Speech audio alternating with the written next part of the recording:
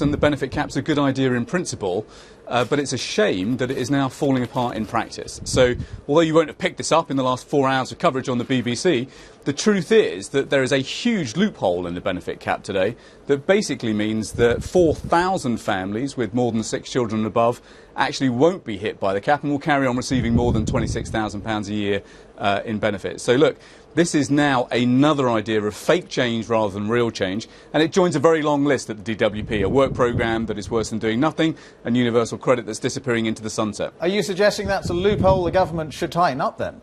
Well, we said very clearly to the government they need to go back to the drawing board. They need to give us a cap that is different in London to the rest of the country because rents in London are that much higher. But crucially, and this is the crucial change, this cap does nothing to actually limit the amount of time that people can spend on job seekers allowance. So what Labour is saying is, look, we need a limit on the amount of time people can spend on job seekers allowance. Let's have a 2-year limit. At that stage, people should have to get a job. And if they can't find one, we're investing in helping to create one. That is the best way to stop people drifting too far away from the labour market.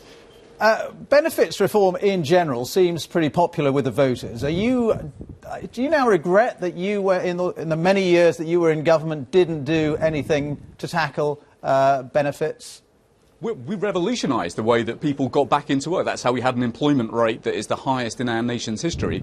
And of course, the spending on out-of-work benefits under Labour came down very, very dramatically. Now, we introduced tax credits to help make sure that people are better off in work rather than on the dole. That's a principle the government has hung on to in its reforms for universal credit, if they ever happen. And of course, we radically increased spending on pensions because we believe that pensioners who have paid in for a lifetime do deserve a pension that is not in poverty. But look, you know, we have got to get our country back to work right now. You've got today unemployment that is higher than it was at the last election. It's not coming down fast enough.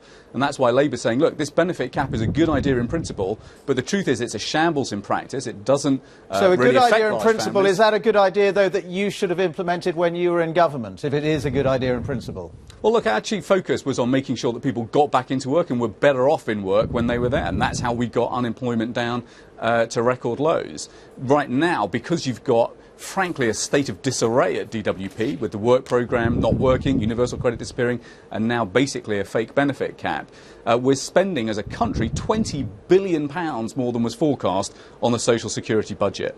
And these are the facts that need to be exposed.